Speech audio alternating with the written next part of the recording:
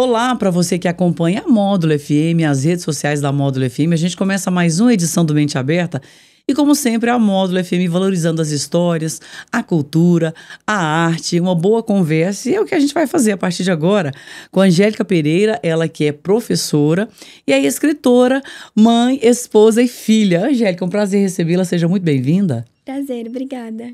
Angélica, eu estou aqui em mãos, o Alex vai mostrar depois, mas eu quero mostrar para o nosso ouvinte aqui, internauta, a sua obra, né? Uma das suas obras, porque você tem também, né, criança em casa, então o livro é a sua segunda obra.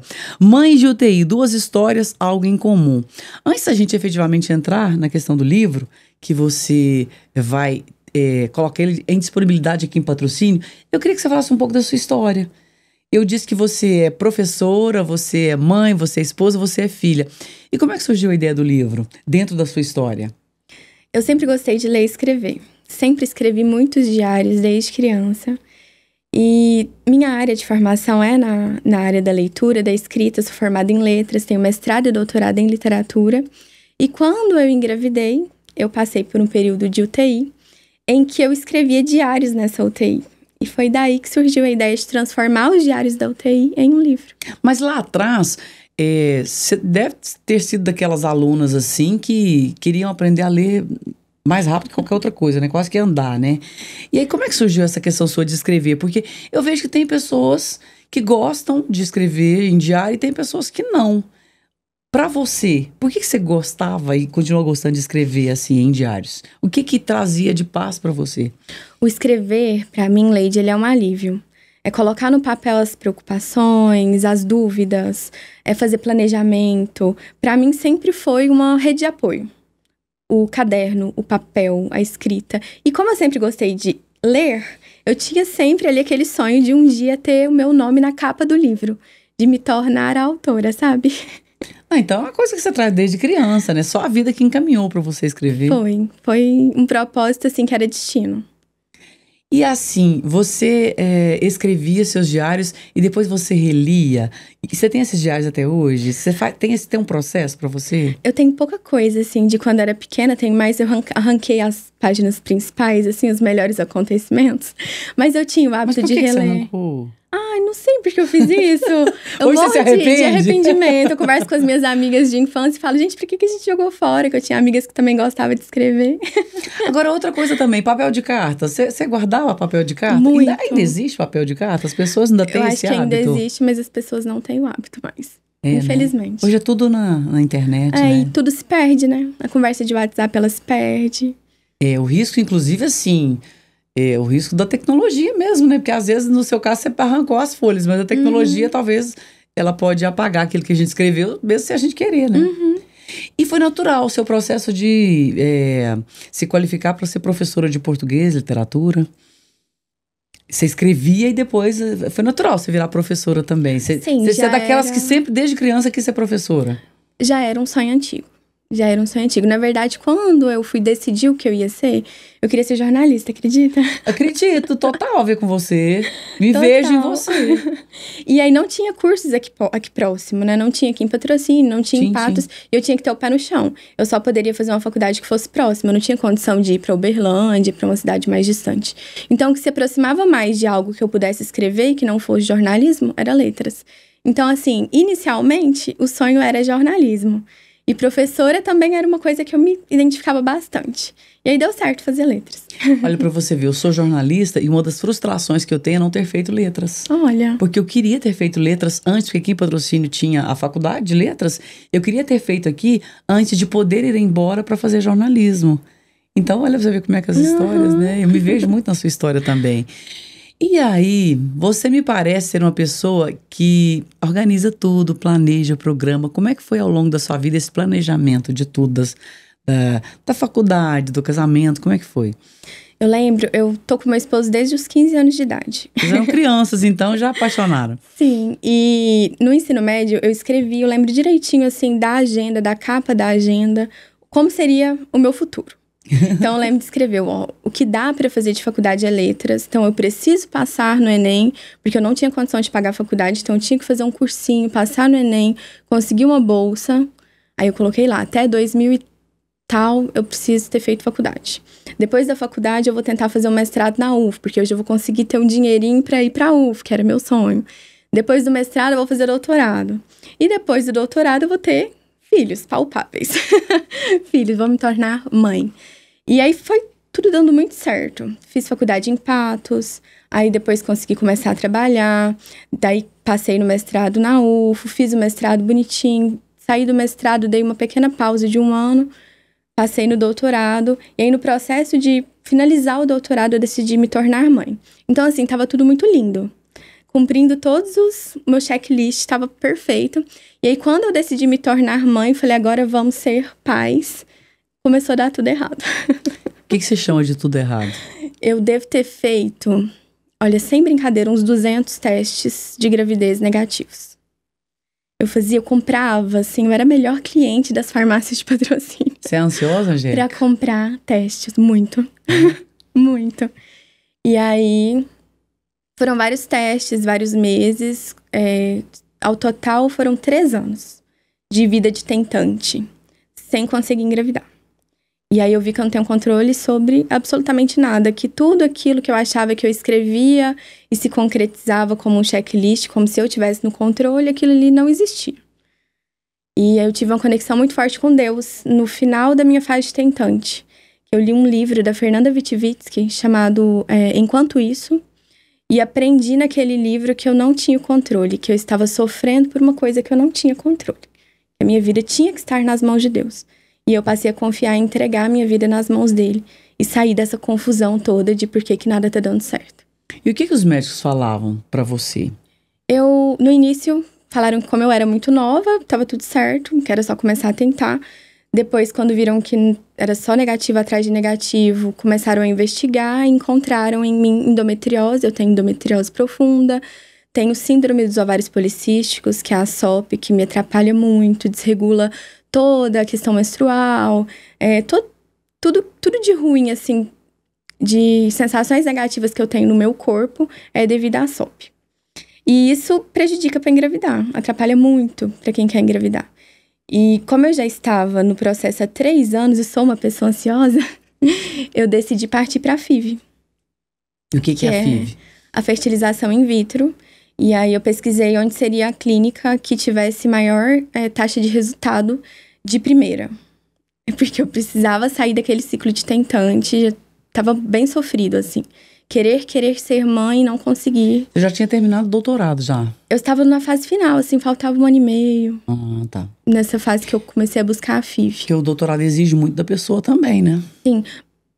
Ansiosa que sou também, já tinha escrito muito da tese, já estava bem encaminhado, sabe? Quando eu decidi iniciar essa trajetória de maternidade. E aí a gente foi para Ribeirão Preto, numa clínica de lá, que muito bem conceituada, e eu consegui meu positivo de primeira. Mesmo? Uhum. Isso te deu uma paz? Muito, acho que foi a fase mais feliz da minha vida. Até hoje, assim, acho que foi a fase mais feliz. Tinha a opção de escolher, colocar 1 embrião ou 2 embriões. Eu coloquei 2 embriões, engravidei de gêmeas. Júlia e Vitória. De gêmeas. Sim. Isso é uma felicidade imensa pra você. Sim. Quer dizer, é uma felicidade imensa pra você. Sim. Quando eu penso, nossa, qual momento da minha vida eu tive mais feliz? Foi quando eu tava grávida das 2. E como é que foi o apoio, assim, do seu marido, da sua família, sua rede de apoio nesse momento da sua vida? Muito felizes. Todo mundo muito radiante. Na fase de tentante, eu tive um apoio que eu não imaginava que teria também. Mesmo? Por exemplo, quando eu fui contar pra minha sogra, eu fui morrendo de medo. Tipo assim, o que ela vai achar porque eu não consegui engravidar? E foi uma das pessoas que mais me apoiou.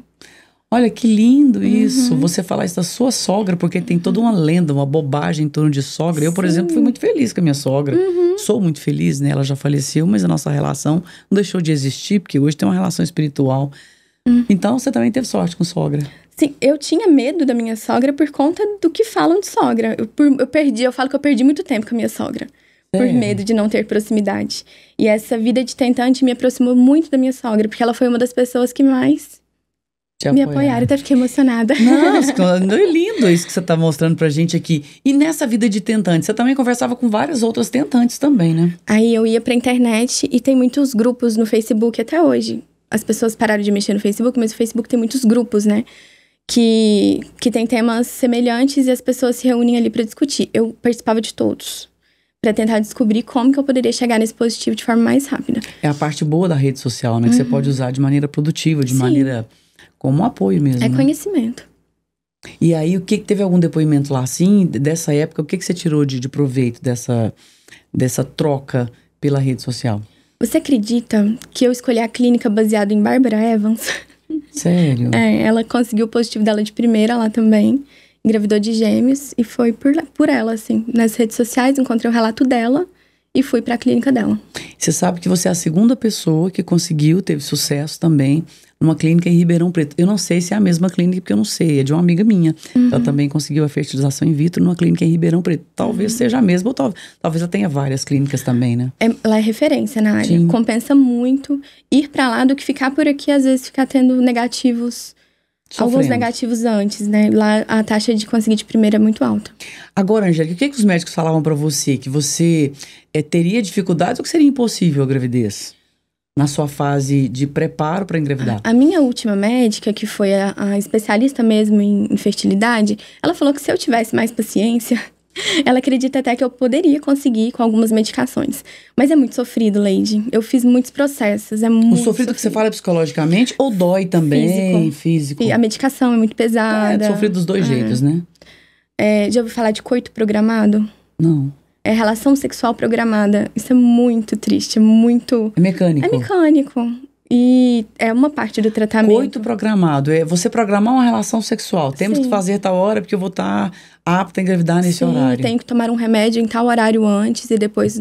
É muito, assim, sofrido mesmo. Eu não conhecia a expressão, mas a situação sim, porque eu já vi isso em filmes. E, assim, gera um desgaste também pro casal, né? Gera, e a gente já dava 3 anos nessa. De tentar várias fases de vários tratamentos. E a FIV, assim, não é porque eu consegui de primeira que ela também foi fácil. A FIV é muito dolorida. Por exemplo, a parte de punção dos óvulos, que é quando tira os óvulos de mim, é uma parte que eu fiquei com a barriga de grávida, pra você ter noção. De tantas injeções, de tanta medicação e muita dor, muita dor. Então, é um processo difícil. Mas pra quem tem vários problemas igual eu tinha, valeu a pena. Angélica, eu vou pedir para você um intervalo rapidinho, 1 minutinho, e aí na volta a gente vai falar do livro, porque eu queria que você contasse um pouco da sua história pra gente começar a história do livro, porque tem uma coisa, tem a ver com a outra. A gente volta em 1 minuto, ok? Ok. Mente Aberta. Mente Aberta. Voltamos com o nosso Mente Aberta, hoje tendo o prazer de receber 7 patrocínios, né, Angélica? Sim. 7 patrocínios. Angélica Pereira, que é professora de português e redação. Ela é formada em letras, é mãe e escritora, e trouxe pra gente aqui em primeira mão o livro dela, em parceria com a Lohane Rocha, Mães de UTI. 2 histórias, algo em comum. Você estava contando pra gente, Angélica, da sua dificuldade em engravidar, todo o seu processo, você planejou sua vida, fez a faculdade, mestrado, doutorado. Para quem passa por esse caminho, sabe tanto que ele é longo, que ele é um caminho de planejamento mesmo. E aí você, quando resolveu ter filho, você teve dificuldade para engravidar. E você fez a fertilização in vitro numa clínica em Ribeirão Preto.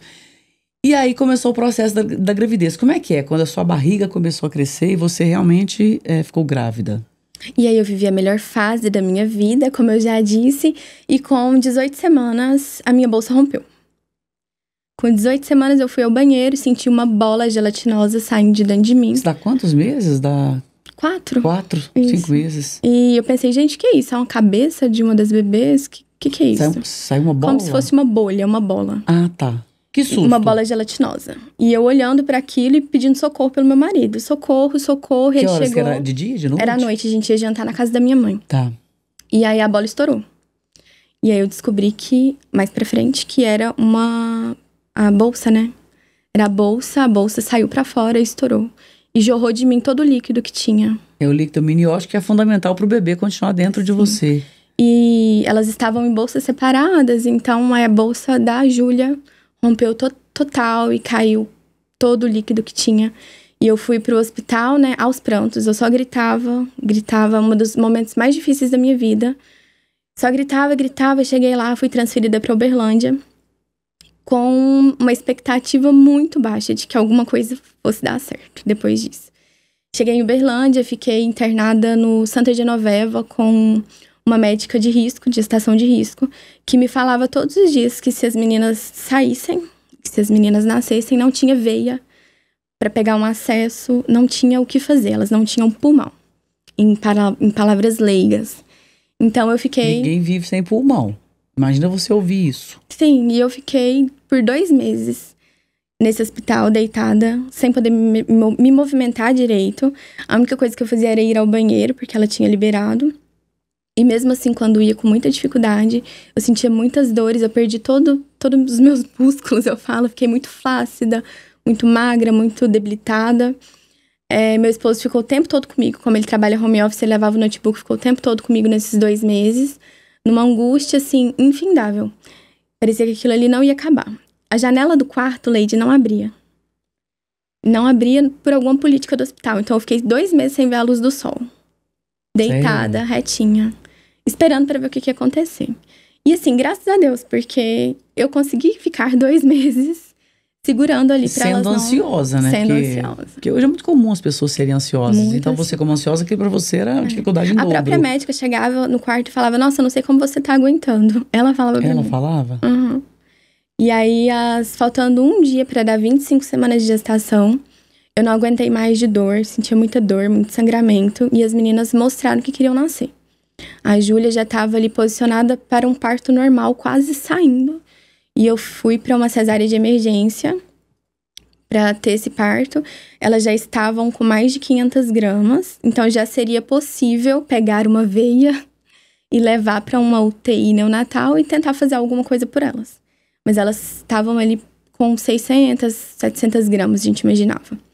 Aí, nesses 2 meses que eu fiquei internada, eu fui pro Facebook, nos grupos, e li tudo que tinha sobre prematuridade. Pra eu me preparar, porque a única coisa que eu podia fazer era mexer no celular. Então, eu me preparei muito com leituras.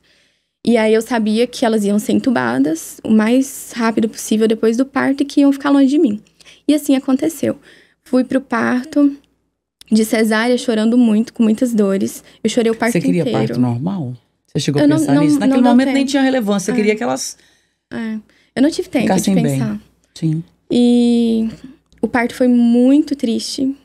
A médica, por exemplo, não me cumprimentou ao chegar, já foi cortando. E tirou a primeira, a Júlia. A Júlia era que estava sem líquido. Ela já tinha o pezinho torto, por exemplo, porque não tinha espaço para crescer. Eu já sabia que ela ia nascer com esse pezinho torto. Mas só isso, assim, milagrosamente, ela cresceu proporcionalmente à Vitória, que tinha líquido intacto. Todos os ultrassons que eu fazia no hospital, eles falavam, olha, ela tá crescendo igual a irmã. Milagrosamente, porque como ela não tinha espaço, como que ela cresceu igual a irmã?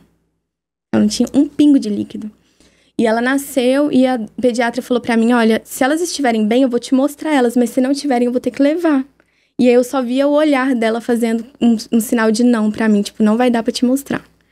E aí a primeira coisa que eu vi foi a cabecinha da Júlia passando correndo e a cabecinha dela parecia uma mão fechada. Pequenininha. E eu me assustei.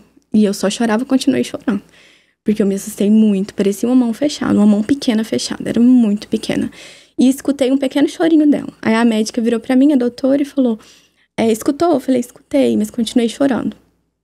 E aí eu já vi que não ia ver ela. Só via a cabecinha dela de longe. Pra tirar a Vitória, ela tava muito em cima. E aí teve que dar um arrancão. Eu lembro de doer. Ela tem até hoje uma cicatriz na sobrancelha desse arrancão que a médica deu.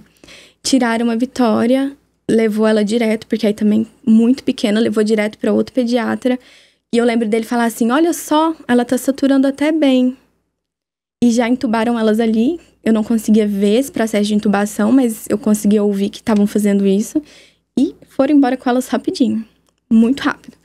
E aí a médica terminou de me costurar, tirou a cortina assim, olhou para mim e falou, né, agora vamos ver. E foi embora. Você achou que faltou um pouco de sensibilidade? Total. É um dos piores momentos da minha vida. Sim. Porque eu achava que ela ia conversar comigo, né? E não falar. Eu lembro perfeitamente da frase. Né? Agora vamos ver. Foi embora. E eu fiquei ali toda dolorida, toda... Traumatizada. Jogada ali com uma única técnica de enfermagem, tentando fazer alguma coisa. Tentando me limpar, tentando me ajudar. E ela conversou com você, a técnica de enfermagem? Não, foi porque na hora que eu cheguei, eu lembro das técnicas falarem, uai, o que é isso? Parece que ninguém estava preparado para a emergência. Enfim, fui pro meu quarto, né? Que já tinha meu quarto no hospital. Voltei pro meu quarto, as meninas foram pra UTI. E aí tem uma regra de que você, quando faz cesárea, não pode levantar durante 9 horas naquele hospital. Só que a pediatra ligava... Eu também tive meu parto lá, e é por questão de você ter queda de pressão. E, bom, na minha época me foi explicado isso, né? E você poder cair, machucar. Quando você ia levantar, tinha que ter alguém do lado. E aí, a médica pediatra que ficou com a Júlia ligava incessantemente pro quarto, pra eu descer. E as enfermeiras falavam, ela não pode descer, ela acabou de chegar no quarto, ela acabou de passar por uma cirurgia. Tinha falta de comunicação ali, né? E aí, ela continuou ligando, até que a enfermeira-chefe falou pra mim, Angélica, olha, a gente vai ter que descer, porque eu não tô entendendo por que ela não para de ligar.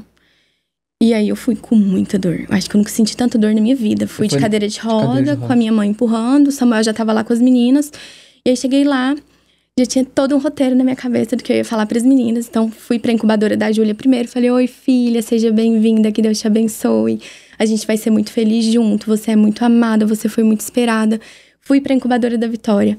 Oi, Vitória, seja bem-vinda, que Deus te abençoe. Só que enquanto eu falava com a Vitória mexia os braços e as pernas. E enquanto eu falei com a Júlia, ela tava imóvel olhando pra mim. E aí eu falei, mãe, eu quero voltar na Júlia. Aí ela me levou de novo na Júlia. E eu percebi que tinha alguma coisa errada. Aí o médico olhou pra mim, aí o pediatra olhou pra mim e falou assim, olha, você pode me dar um minuto? E eu vi que eles estavam assim, adrenalina, arruma o sensor no outro pé, algumas coisas assim. Aí a gente fechou a porta da UTI, a gente esperou do lado de fora e o Samuel chorava muito. E eu fiquei um pouco de raiva, falei, por que tá chorando desse jeito, né? Eu falei, por que você tá chorando desse jeito? Aí ele falou, é porque ela teve uma parada de 8 minutos. Aí eu falei, não, fica calmo. Eu já li que os bebês prematuros podem ter paradas. Ela vai ficar com alguma sequela, mas tudo bem. Olha, pra você ver, tipo, meu preparo das leituras dos 2 meses, né? E aí, quando a gente voltou, ele abriu a porta e falou, pode entrar de novo. Aí eu falei, mãe, eu quero ir só na Júlia, porque eu tava com muita dor, não ia conseguir voltar na Vitória. Aí eu fui, olhei pra Júlia e percebi que ela estava na entubada, com o olho fixo em mim, totalmente imóvel. Tinha tido uma parada de 8 minutos e os médicos estavam ali em cima dela tentando fazer alguma coisa. E aí, de uma força que eu não sei de onde eu tirei, eu falei, meu Deus, que seja feito melhor pra ela.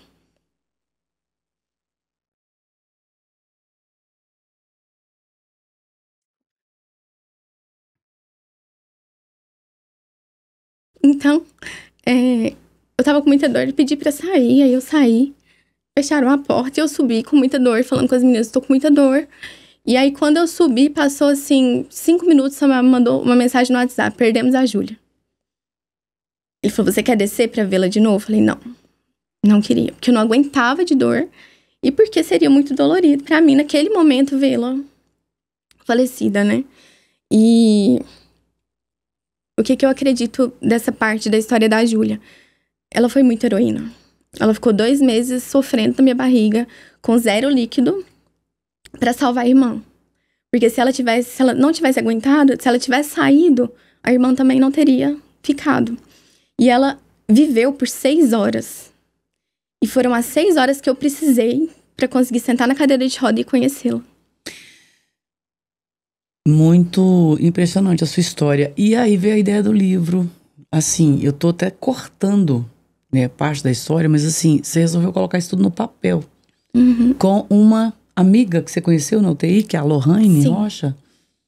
Bom, passada a historinha da Júlia, a minha Vitória ficou em estado grave, ela saturava 30, ela teve 10 infecções, ela fez 10 transfusões de sangue, ela fez uma cirurgia de hérnia, ela ficou entubada por 104 dias.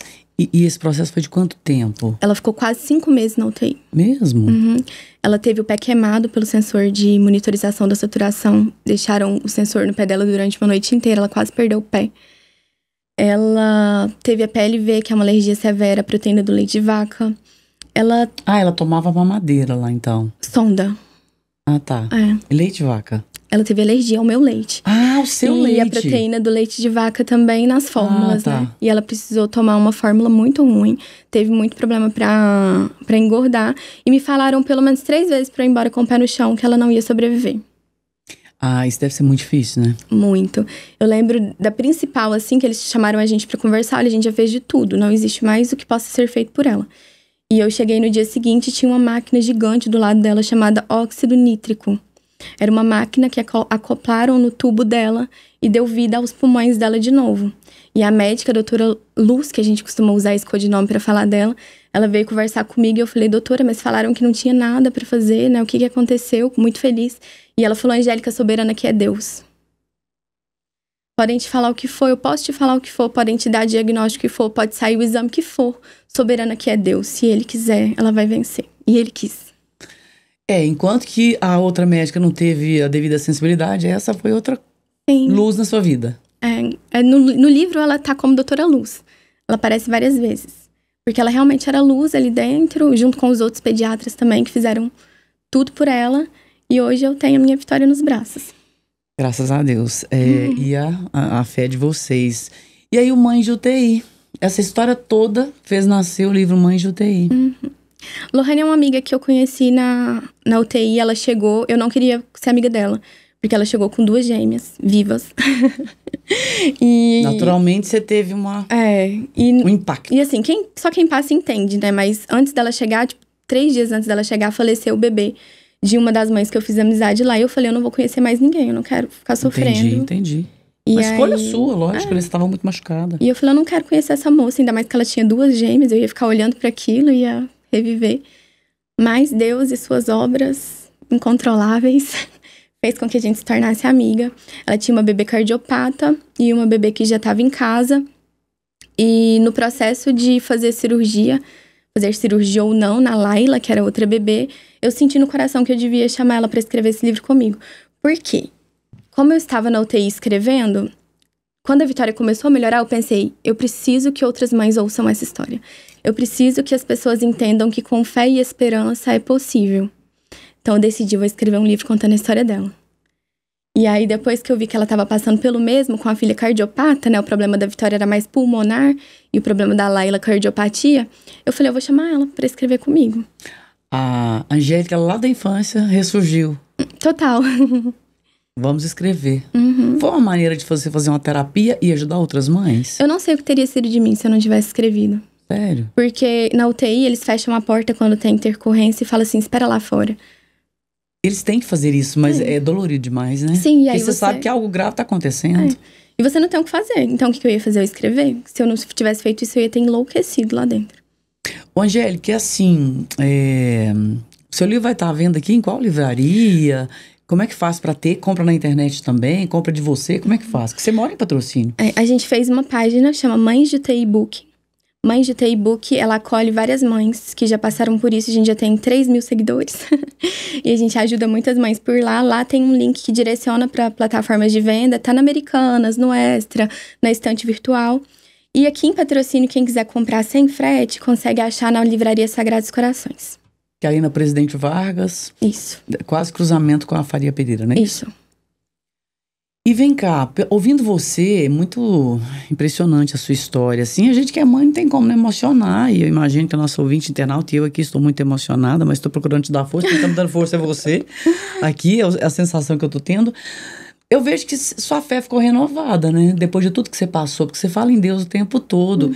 E muitas pessoas poderiam ter optado por ter um distanciamento de Deus, o que seria naturalmente compreensível, mas você não, reforçou sua fé, né?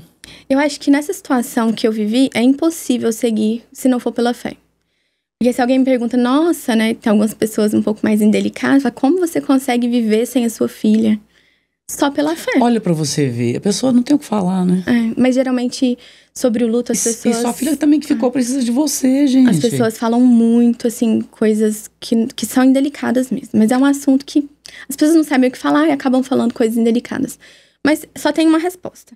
Só é possível seguir pela fé. Não tem outra maneira. Você enlouquece.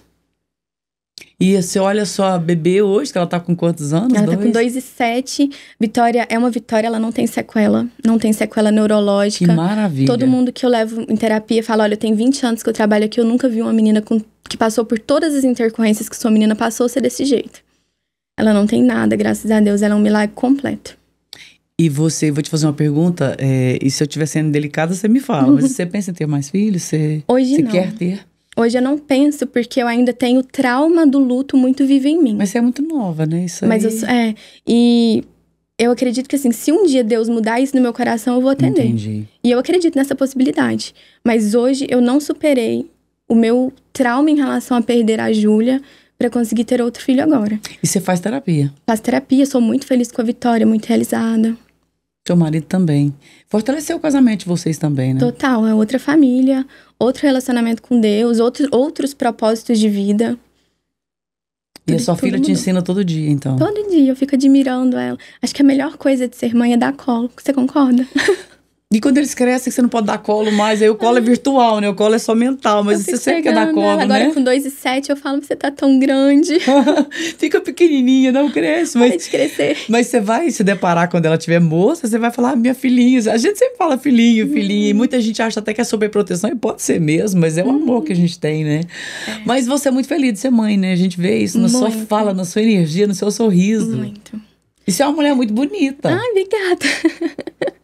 Obrigada. Eu acho que tinha que ser assim, sabe? De alguma forma, eu acredito que era pra ser assim.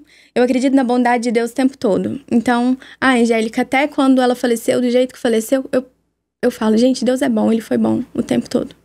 Ele continua sendo bom.